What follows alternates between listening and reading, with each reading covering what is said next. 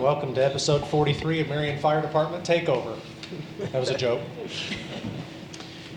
It is time for our regular meeting with a roll call, please. Commissioner Patton. Here. Commissioner Barwick. Here. Commissioner Webb. Here. Commissioner Stecklin is absent. Mayor Absher. Here. Would you all stand and join with me in the Pledge of Allegiance? I pledge allegiance to the flag of the United States of America and to the republic for which it stands, one nation, under God, indivisible, with liberty and justice for all.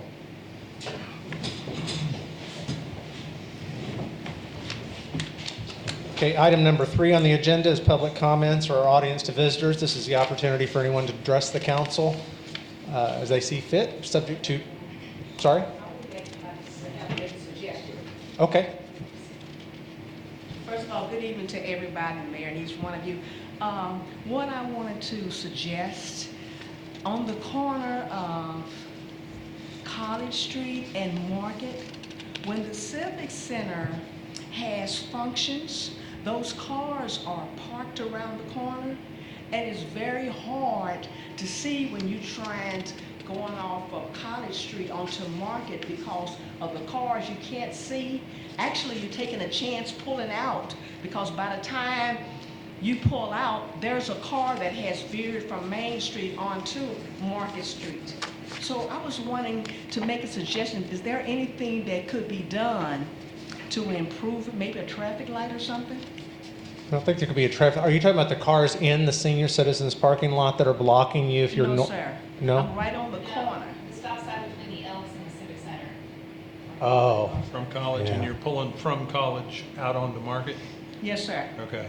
Because it's no problem until they have a function. Yeah. And then by the cars being parked by the side, Right. you cannot see the cars coming.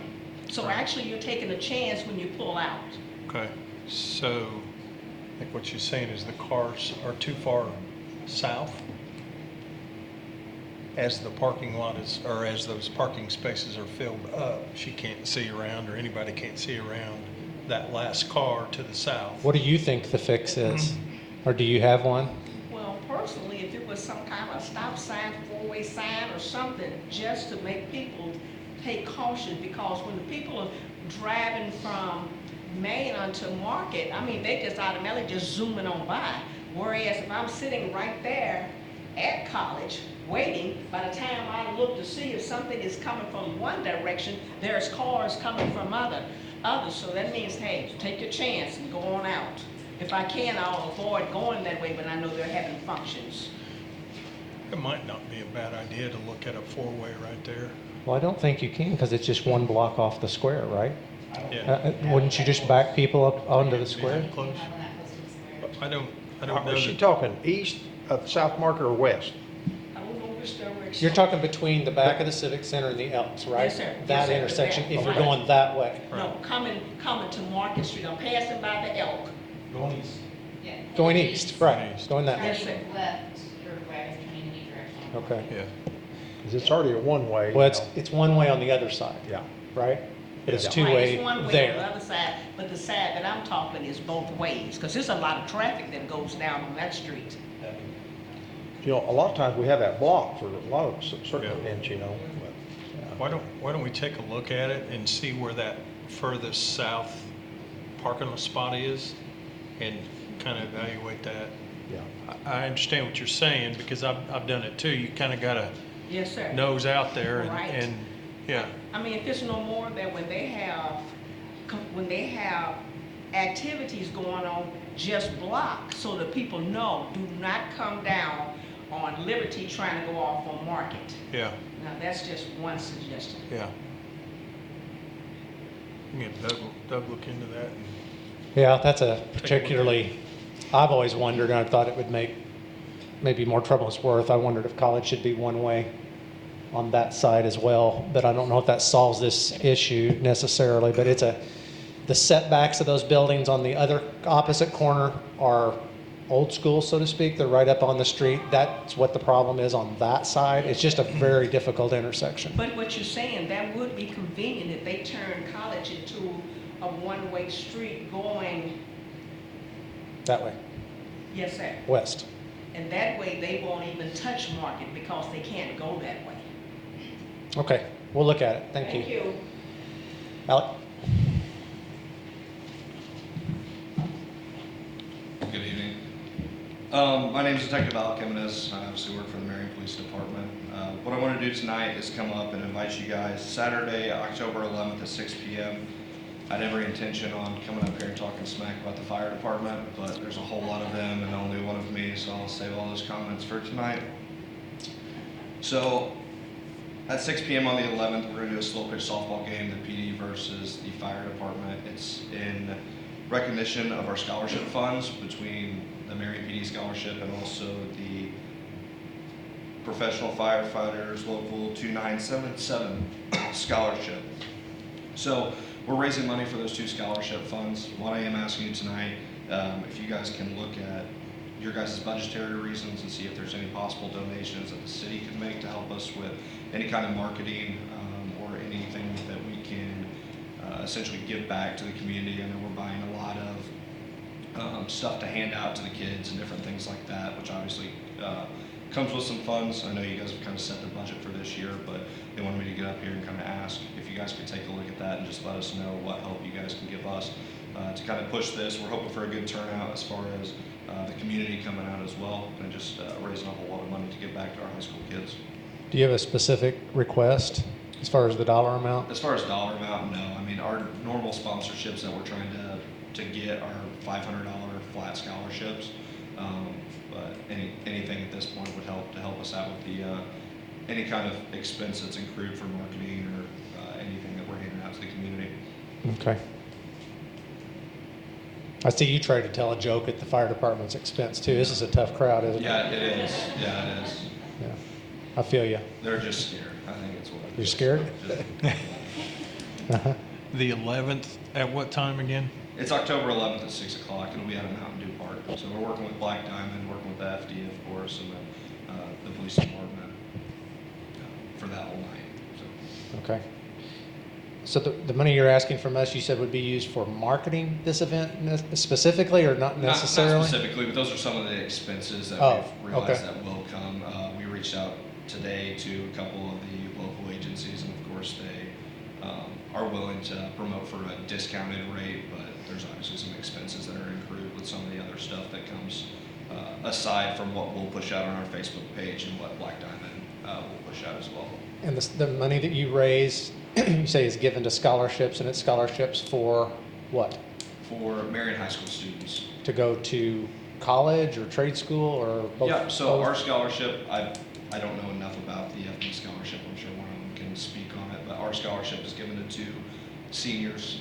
It's normally $1,000, and it's given not necessarily as a law enforcement scholarship, but what we do is we focus that on 2 kids that are planning on coming back to Marion in some fashion, and then trying to do something for the community. So it can be anything from nursing to construction, trade school, pretty much anything. We left it pretty broad. It's not just necessarily a law enforcement scholarship.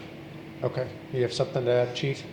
I was just gonna say, the more money we can get built up in our account, the more scholarships we get out. Well, I guess that's where I was going. So what you're telling me is if we donate some money to this cause, say it's $500, that's just because you can use that to pay for expenses, then you'll be able to give another $500 away, Yeah, right?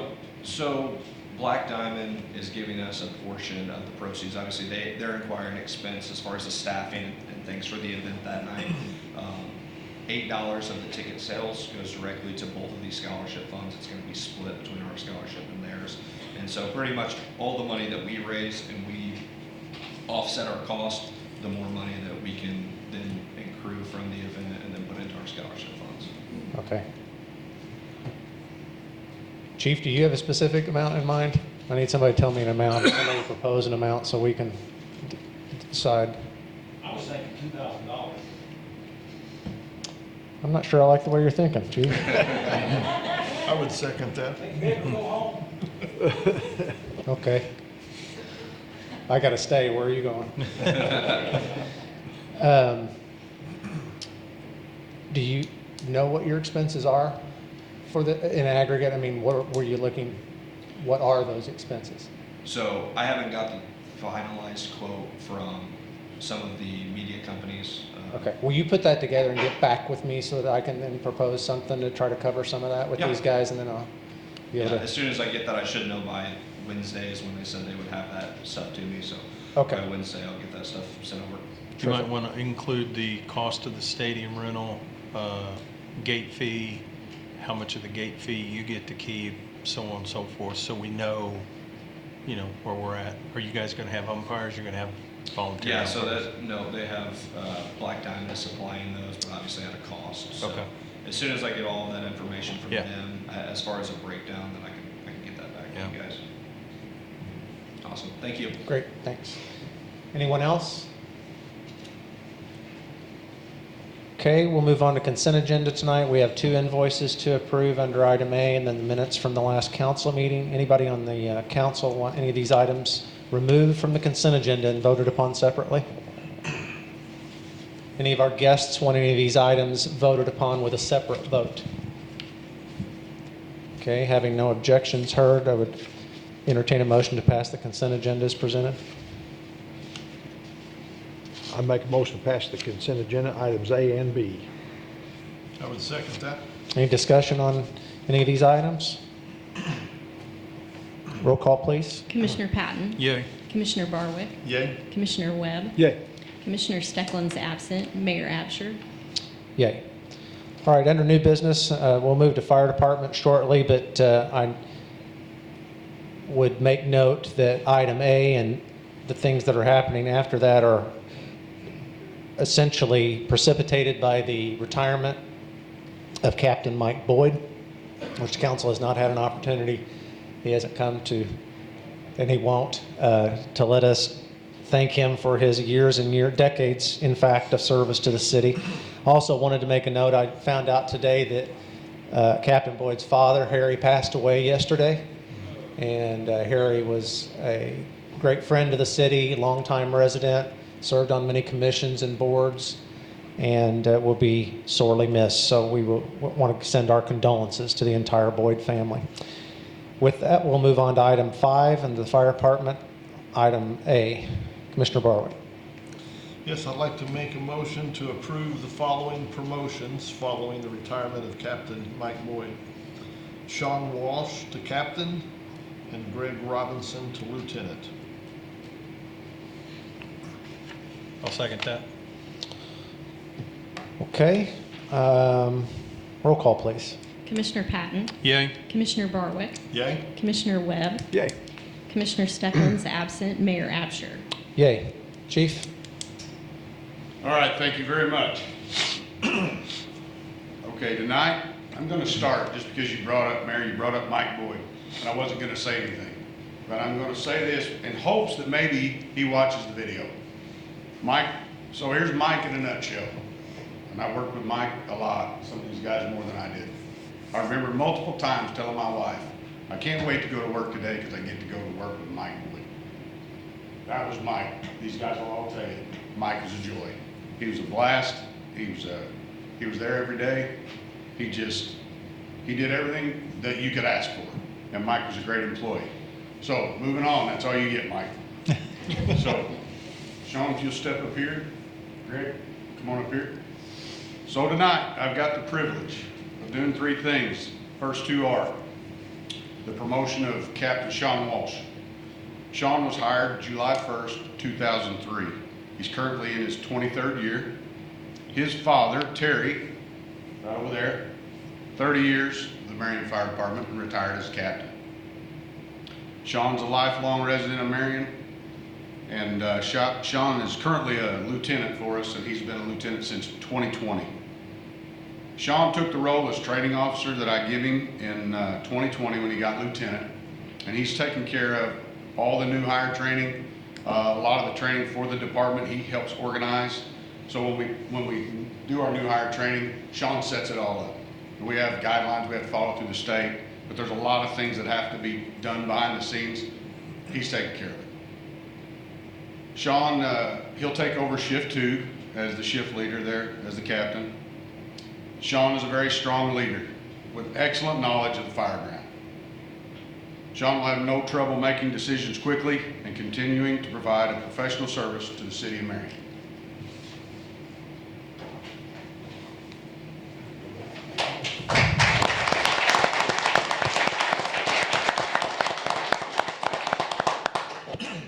All right, next up, Lieutenant Greg Robinson.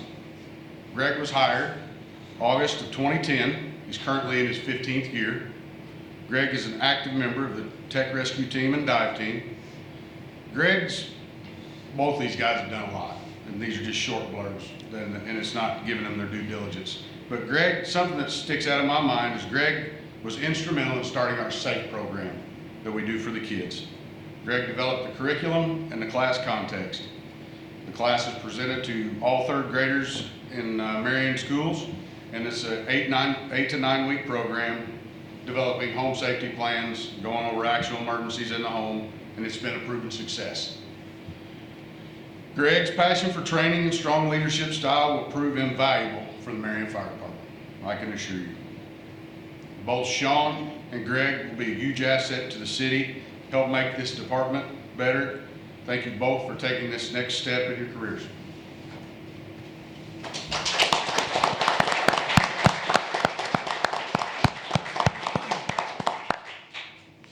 Up next. Okay. Hunter, get up here. All right, buddy.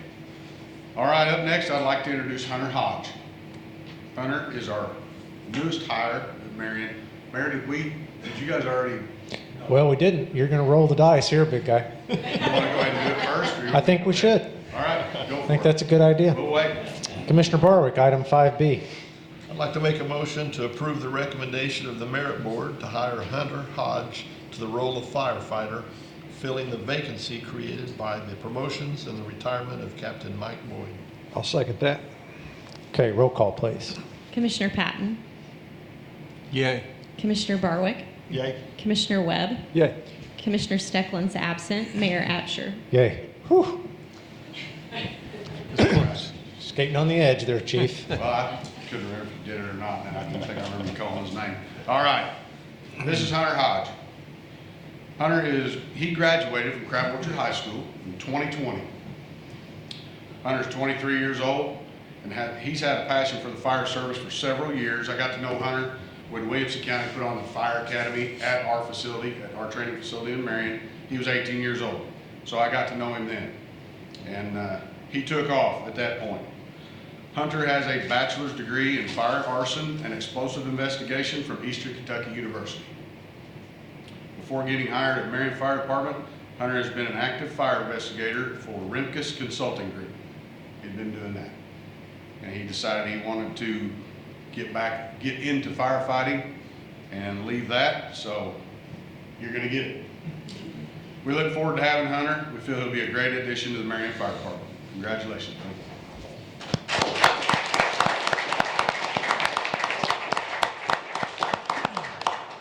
Can we get some Can we get a pictures? couple pictures? Yep. Be great. All right. Yeah, you're good. Hang on.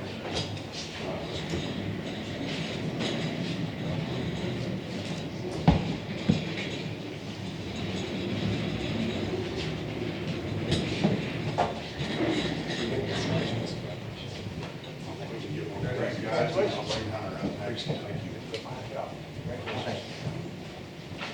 want me to stop? Wherever you want me to be in there? Yeah. Whatever you guys want. Okay, ready? 1, 2, 3.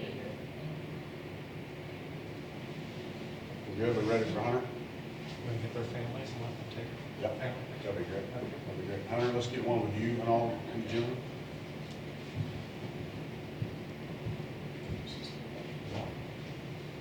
All right, Hunter.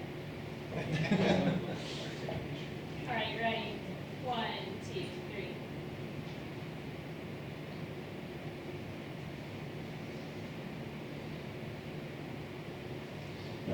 Family, hang on. Yeah, if your close family members would like to come up individually and take a picture with your promotee or hiree, you're welcome to do so. Come on up, guys. If not, Wow, look at that. You got your over there.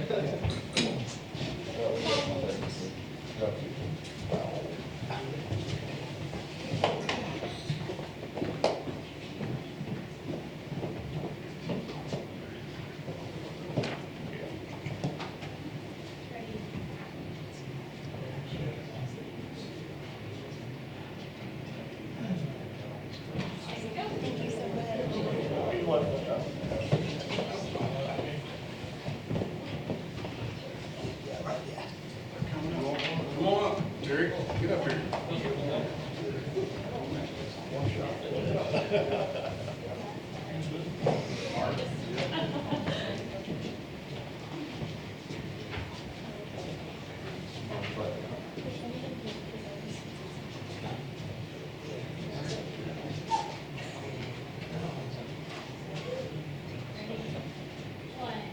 three.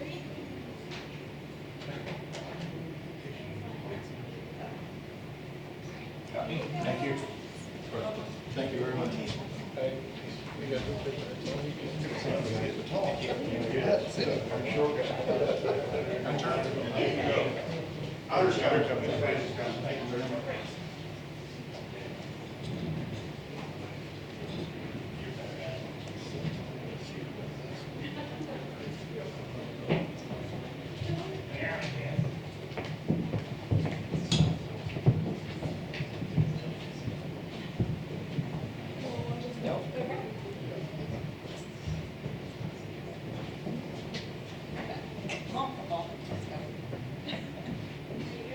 One, two, three.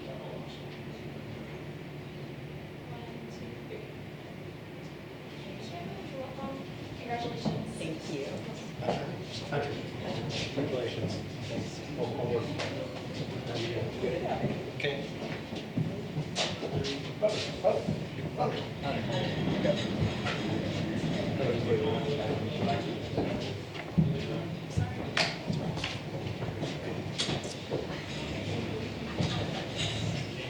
Okay, we're going to pause the meeting just for a minute in case the family members would like to go eat dinner with their family, which I presume might be the case.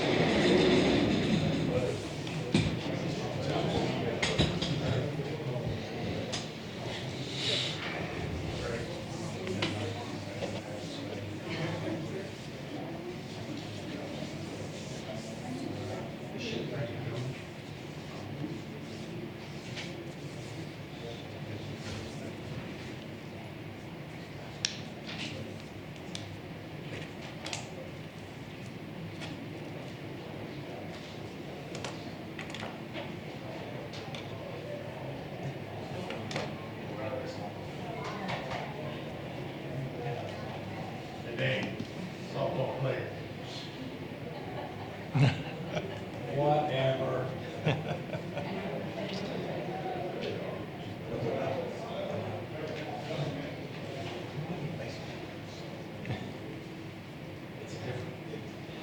Okay, we'll move on to item 6 under cemetery. Commissioner Webb. Yes, I'd make a motion to approve purchase of a new Exmark mower for $15,994.98. Of course, less a trade allowance of $5,700, so the actual expenditure would be $10,294.92.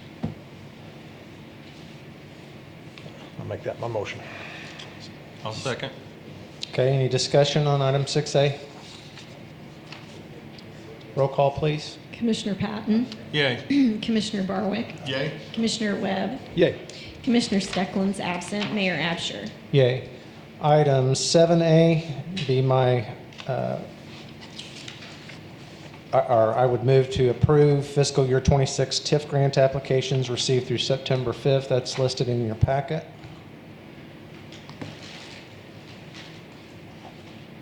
There a second? I'll second that. We only had 4 on the list, looks like, this time. Any questions on any of these? Roll call, please. Commissioner Patton, Yay. Commissioner Barwick, Yay? Commissioner Webb, Yay. Commissioner Stecklin's absent, Mayor Absher. Yay. All right, item 7B, would like to introduce this ordinance 4060. It's what we're calling the vacant property redevelopment program. I just want to step through that with you guys. Cody, myself, and Wendy worked on this last week or two. Week. This was sort of our hope to get to this point. So you'll recall in the spring or early summer, we passed a vacant property registration ordinance, which has yielded thus far somewhere around 70-ish properties that have been registered with the city. We think there's many more that we have not yet actually got on the registry. But of those 70, that started getting a lot of inquiries from developers and people that would like to be able to do something with them. Now, make a caveat to that statement, do something with them. These can run the gambit of anybody just interested in tearing the property down to truly renovating it and everything in between. So step one was to figure out even who owns these properties, how we get in touch with those owners. Step two would be to propose some sort of incentive to allow somebody to zoom in on these properties, so to speak, and take a chance. And so that's what this is about. So I want to walk you through sort of the tenets of this. We've tried not to make it too difficult or too many steps, but at the same time, protect the taxpayer here and still accomplish what we're hoping to, which is to create more affordable, attainable housing for people. So basically the tenets of this, if you go to the incentive section of this, which is section 3 of this ordinance. So basically what this is, we'd be allocating $100,000 initially from the Economic Incentive Fund. We have some money set aside for this. This is the first program that we've actually designed out of that pool. This would provide a $10,000 per property. So first of all, it has to be on the registry, right? So once it's on the registry, then that property is eligible. Then somebody can make an application to the city, describe what the project is, the amounts to be spent, the timelines, and then they would be able to receive grant funding not to exceed $10,000 per property. So logistically, what we're proposing is an initial disbursement upon the city council's approval of the application. This goes through a TIF-like process. It'll start with Cody. Ultimately, I think I would need to sign off on that, or Cody on my behalf, as that the project, okay, we believe is eligible. That includes eyes on the property, talking to the codes department, figuring out what all the issues are, and discussing that with the developer, making sure they're still on board. Then that application would come to you for approval. And upon your approval, half of that $10,000 would be dispersed, so that's able to get them started. They've got 12 months from that time, from the disbursement, to complete the project as described. Once it's complete, we're contemplating what we're calling a special occupancy permit. So basically what that entails is myself or my designee would have to physically go back to the property, make sure that what was described was done. Codes department has to go through and make sure the electrical is okay and all the things they would normally do before we would disperse the second half of that. If the project was not complete, where the taxpayer would be protected, so to speak, on the $5,000 that we did lay out, I'm hoping this never is the case, but we would actually file a lien against the property. So this would be a safeguard against somebody getting some money from the city, buying the property, half doing it, and then trying to flip it. If they did that, they can't flip it unless we get our money back. We get our proceeds back out of that. So that's kind of what that language is contemplating there. As part of this program, many of these properties, as you can imagine, if they've been abandoned or if they're vacant, many times there's, for an assortment of reasons, there could be a city lien against the property. Most common would be garbage having been picked up at city expense. We place a lien on the property. If we had to mow it, we would place a lien on the property. So as part of the incentive package, an approved application would be the city waiving those liens. With this caveat, if you look under lien release, they're subject to the mayor's approval of the waiver, so that there's not some outlying situation where we've got, I don't know that there's ever been this situation, but if there was $50,000 on some property, I just wanted to put something in there that we take a deep breath and make sure. Typically, these are in the range of $500 to $2,000, $3,000 sometimes. I've seen some of these, but this is a very common thing, by the way. Before we ever contemplated this, many properties, somebody gets interested in them only to find out, I'm not talking about properties they can buy for $5,000, $10,000, $15,000, only to find out there's $3,000 worth of city liens on there. And that usually always comes to me through Wendy or Cody or the codes department, and we've got to try to make some decision. Is that on balance, if we release these things, get the property sold, is that in the best interest of the taxpayer? So we're sort of codifying that here, saying that we want that to be part of the incentive so that they know on the front end. What we don't want is somebody searching on the county website and finding out their liens and just not even contacting us about it. Just saying, oh, I'm not going to mess with that. So that's why we wanted to be explicit in this application process. So that's what the lien release part of that is. This is only a 3-pager, which is pretty easy.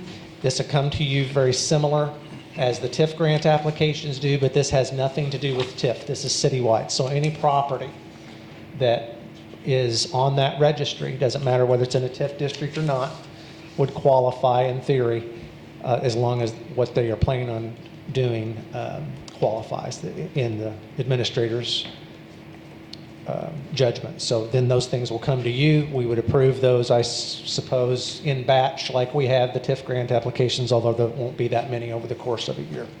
So that's what this is all about. I'm particularly excited about it. I think we've got the opportunity over the next 4 or 5 years to get many, many properties either demoed, rehabbed, or completely renovated.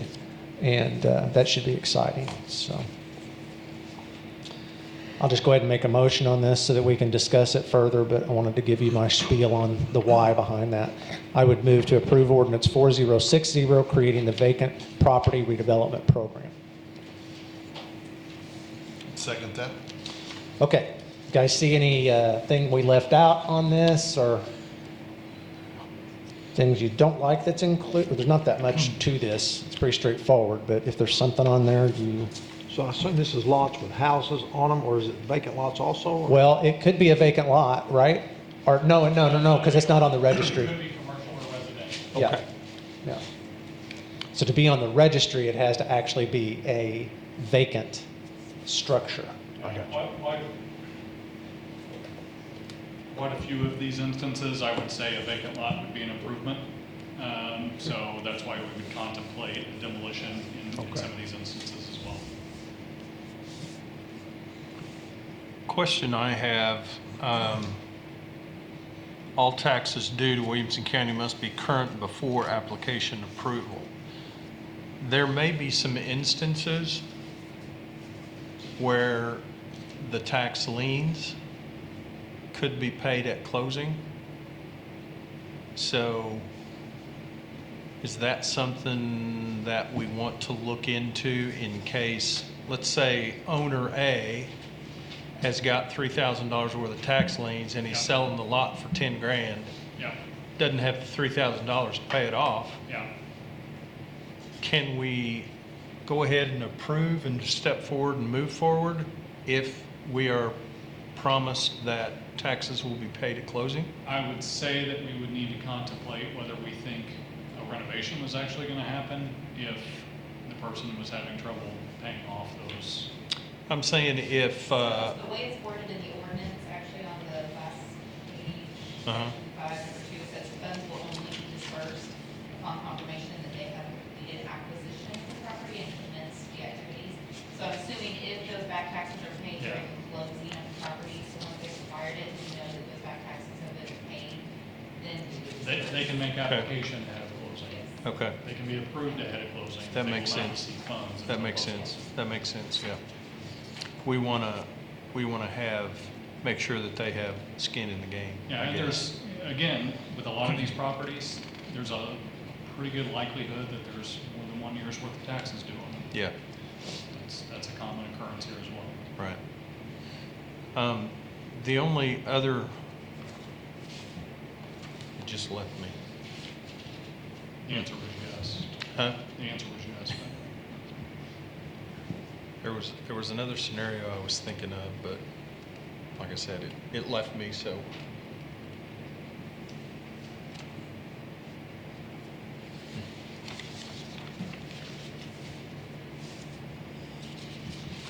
Part of the, oh, I know what it was. Is there any way that we can enforce probably isn't. Let's say that that building has been vacant for 18 months, 2 years, whatever. Is there any way that we can enforce this to say, hey, you need to do something with your property? Or the code enforcement team would declare it uninhabitable? I mean, once it's declared uninhabitable or whatever, there seems to be a long lax, the owner says, okay, so you declared it uninhabitable. I'm not gonna do anything with it. I'm just gonna let it sit and rot. Can we force that issue, I guess is what I'm saying. In theory, yes. In practice, it's very difficult. So under our vacant property registration ordinance, every year that a property is registered as vacant, and nothing is done with it, the fees go up for those, which is kind of an incentive to the owners to do something with them. Obviously, if you have a property where an owner has just given up and they just don't care, then it tends to play out through the tax process where eventually a tax buyer will get a tax deed and then it gets resold. So there are things built into the law that can help move some of it. It's not a fast process at all. But there are some things built in. Obviously, if we have a certain amount of liens on a property, the city can file a foreclosure on a property, and we've done that on properties in the past. So there are some other things built into the law that would allow for a situation like that, for an owner that just completely disappears and doesn't care. Physically forcing an owner to renovate or demo a building is very difficult because we have to convince the court that there's no reconciling that building.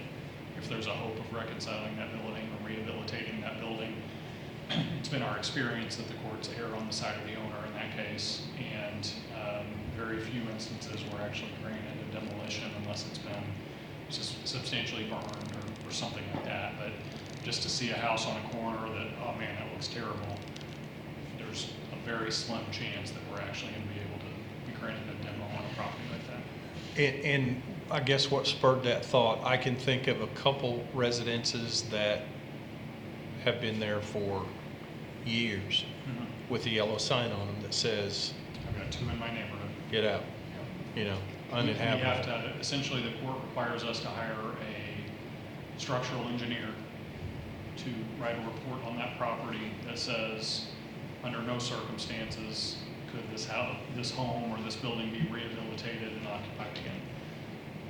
One, we have a difficult time getting a structural engineer to want to commit to that process because they would rather be designing something new than telling us or the owner that your house is a piece of junk or whatever it may be. And two, getting them to write that report, if we can even get them to town, is the other challenge, because they know that's going to lead to a day worth of them testifying in court on our behalf, trying to argue that the property needs to be demolished. And so we have went through that process a handful of times in 6 years, and I think we've been successful once on a garage. On a couple, yeah.